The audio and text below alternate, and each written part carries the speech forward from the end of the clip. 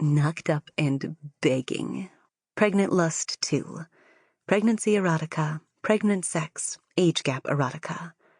Written by Millie King. Narrated by Kline.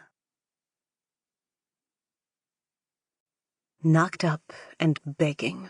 Pregnant lust 2. Pregnancy erotica. Pregnant sex. Age gap erotica. I'd never known horniness like it. The second trimester had really had the most surprising of effects on me. Some women developed insane cravings. Others became emotional wrecks. I became a bubbling, horny sex pot that couldn't be satisfied. All day, I'd think about getting taken every which way by almost every man I came across. The manager at the bank would suddenly seem impossibly sexy, or the lifeguard at the pool, or the guy directing traffic. One person I wasn't expecting to find suddenly irresistible, though, was my older lodger, Mr. Michaels. It started in my dreams.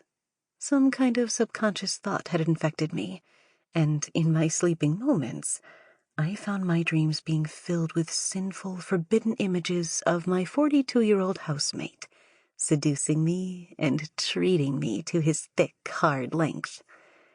Each dream would end in me waking myself with my own murmurings. I'd rouse to the echoes of my cries, finding myself in a state of fevered delirium as I struggled to settle back into reality. They were often so vivid that I didn't know what was a dream and what wasn't. The worst part was walking down to breakfast the next day and having to look him in the eye. In my sleep, we'd done all manner of unspeakable things together. But in this world, we were housemates only. The very notion of my dreams could never be uttered. At 19, it meant that Mr. Michaels was over twice my age, and I knew a lot of people would find that odd. Because of this, I kept my plight to myself. I think this was the worst mistake I could have made. It just seemed to make the yearning for him stronger, and the dream bled into reality more. I'd spoon my breakfast in a daze as I stared at him by the sink, wondering how closely my conjuring of his naked body matched reality. "I heard you again in the night," he said one morning, looking across the table, concerned. "Bad dreams," I said, hoping he'd leave it there. "You were calling out for me," he said. I blushed red. "Did I say anything else?" "No," he said, and I let out a breath of relief. "You sure you're okay?" "Just pregnancy, you know," I said, and it seemed to satisfy him. "If you need to talk, I'm here." "I know."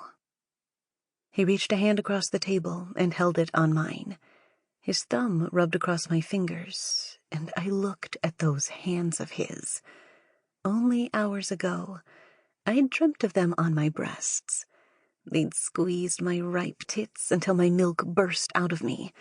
Then he'd pierced his cock inside me, being careful of my swollen belly. He had no idea, of course. None of it had really happened. It existed only in the depths of my subconscious, buried so fully that I couldn't conjure the image in my waking moments. It was just too sinful. "I'll be back after work," he said, putting his dish in the sink and taking one last swig of juice. "Have a nice day," I beamed, hiding my worry from him. He gave my cheek a kiss, and even that felt like too much. The touch of his short stubble against my soft cheeks made me melt. I felt my pussy cry out, as though it was reminding me of how it felt. A weight lifted off me when he left. It was as though I had to wear a suit of armor in his presence, fearful that I might accidentally say what I'd been thinking, and divulge everything to him. I doubted whether he'd be able to handle the emotional weight of it all. That night, the dreams returned again in earnest. The touch of his hand on mine had been magnified in my subconscious. This time, it felt even more real. I lingered in the limbo between sleep and awake, crying out for him and being simultaneously able to hear my voice, and unable to stop it all at once. From the bed, I saw the door open, and then I saw Sample complete. Ready to continue?